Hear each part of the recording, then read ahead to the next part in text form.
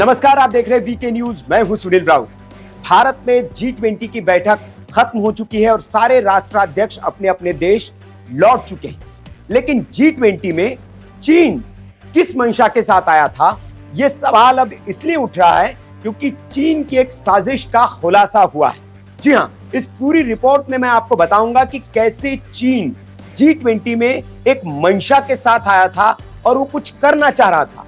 क्या थी उसकी साजिश, क्या थे उसके इरादे, मैं बताऊंगा। दरअसल यह खुलासा अब हुआ है और खुलासा हुआ है टाइम्स ऑफ इंडिया की एक रिपोर्ट के बाद। टाइम्स ऑफ इंडिया ने एक लंबा चौड़ा इस पर आर्टिकल छापा है और उस आर्टिकल में उस घटना का पूरा जिक्र किया है। क्या थी घटना, कैसे 12 घंटे तक होटल ताज में अफरा तफरी मची रही, 12 घंटे तक तनाव का माहौल रहा और चीन के जो डेलीगेट्स आए थे, चीन के जो अधिकारी आए थे, वो झुकने को तैयार नहीं थे। ताज होटल का स्टाफ से लेकर सुरक्षा स्टाफ सब उनसे जूझता रहा, लेकिन चीन है कि मानने को तैयार नहीं था। दरअसल घटनाक्रम यह है कि चीन का जो डेलीगेशन आया था उसको होटल ताज में रुकाया गया था। वहां पर ब्राजील का डेलीगेशन भी रुका हुआ था, ब्राजील के प्रधानमंत्री भी रुके हुए थे। वो ब्राजील जो भारत के बाद G20 की अगली अध्यक्षता करने वाला है, इसलिए भी यह मामला बहुत संवेदनशील हो जाता है। और वहां जब चीन का डेलीगेशन आया तो चीन के डेलीगेशन में एक अधिकारी अपने साथ एक बड़े साइज का बैग लेकर आया। दरअसल जो प्रोटोकॉल है, जो सुरक्षा निर्देश है, उसके तहत पहले से सब कुछ तय होता है कि अधिकारी कितने साइज का बैग अपने साथ लेकर आ सकता है और होटल में जब वो जाएगा तो कितने साइज का बैग अपने साथ वो रख सकता है। लेकिन जब असामान्य बड़े आकार का बैग होटल ताज के कर्मचारियों ने देखा तो उन्हें कुछ संदेह उसमें दिखा और उन्होंने इसकी सूचना सुरक्षा कर्मियों को दी, सुरक्षा स्टाफ को दी। जिसके बाद उस अधिकारी से कहा गया कि ये जो बैग है ये आपका असामान्य साइज का बैग है और होटल स्टाफ को ये भी लगा कि इस बैग के अंदर कोई उपकरण चीन लेकर आया है। अब वो किस इरादे से लेकर आया था ये तो उसकी मंशा उसे पता। लेकिन जब होटल स्टाफ ने कहा कि जो बैग आप लेकर आए उसे एक बार स्कैनर में स्कैन करना पड़ेगा, तो इस पर चीन के अधिकारी जो थे वो अड़ गए और उन्होंने साफ इनकार कर दिया कि जो बैग अंदर आ गया अब उसकी हम स्कैनिंग नहीं कराएंगे। यही से स्पष्ट हो जाता है कि उस बैग में कुछ तो था, कुछ तो चीन लेकर आया था जिसकी मंशा जो थी वो गड़बड़ थी। अब उसमें क्या था इसका खुलासा हो नहीं पाया क्योंकि चीन अपने उस बात पर अड़ा रहा कि हम सुरक्षा जांच इसकी नहीं कराएंगे। इसको लेकर बड़ा तनाव रहा, 12 घंटे तक तनाव मचा रहा। टाइम्स ऑफ इंडिया में छपी रिपोर्ट के मुताबिक जो ताज होटल का सुरक्षा स्टाफ था उन्होंने 12 घंटे तक वहां पर उस होटल कमरे के बाहर पहरा दिया जिसमें बैग थी, ताकि ऐसे कुछ उस बैग में हो जिसका वो इस्तेमाल करना चाहता हो चीन, तो उस पर रोक लगाई जा सके। और जब ये सारा तनाव पूरा ड्रामा चला उसके 12 घंटे के बाद ये चीन ने इस बात पर सहमति बनी कि ये बैग अब इस होटल में नहीं रहेगा, वो अपने चीनी दूतावास में इसको ले जाएंगे, वहां हस्तांतरित करेंगे, शिफ्ट करेंगे।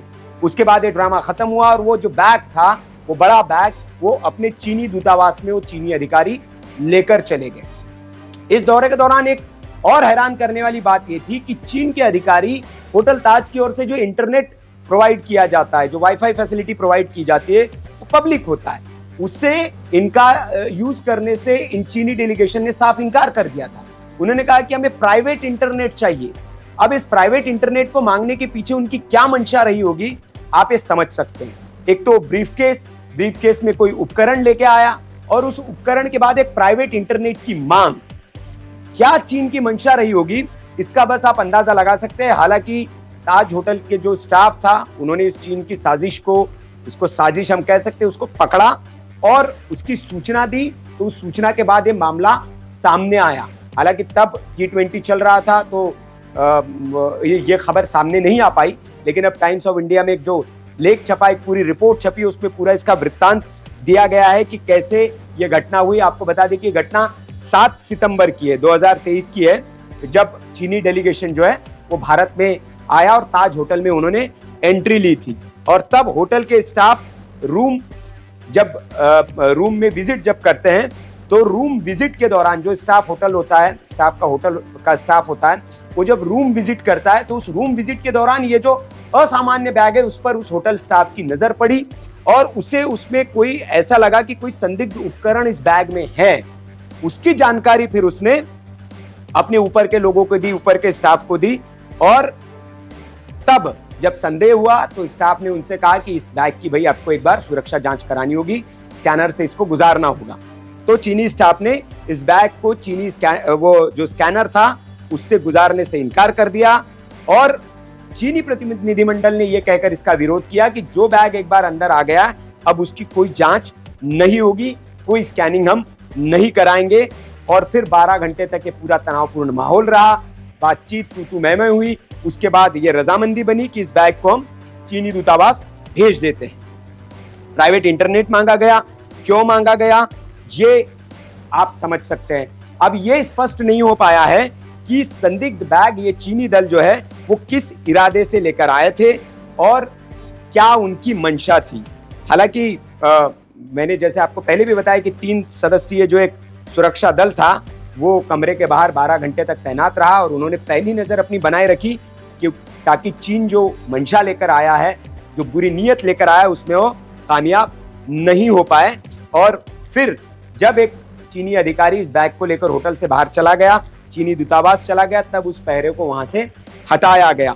ये सारा वृत्तांत जो है टाइम्स ऑफ इंडिया की रिपोर्ट में छपा हुआ है।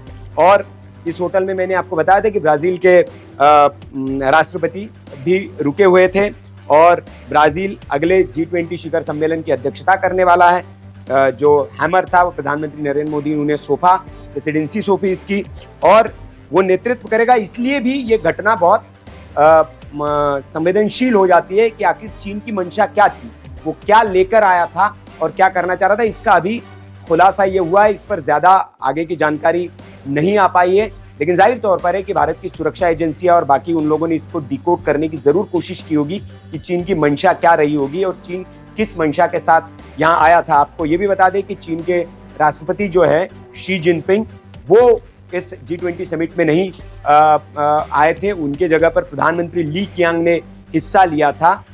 तो ये बड़ी अपडेट और बड़ी खबर है जो G20 को लेकर अब खुलासा हुआ। इस पर आपकी जो भी राय हो आप कमेंट बॉक्स में हमें बताएं।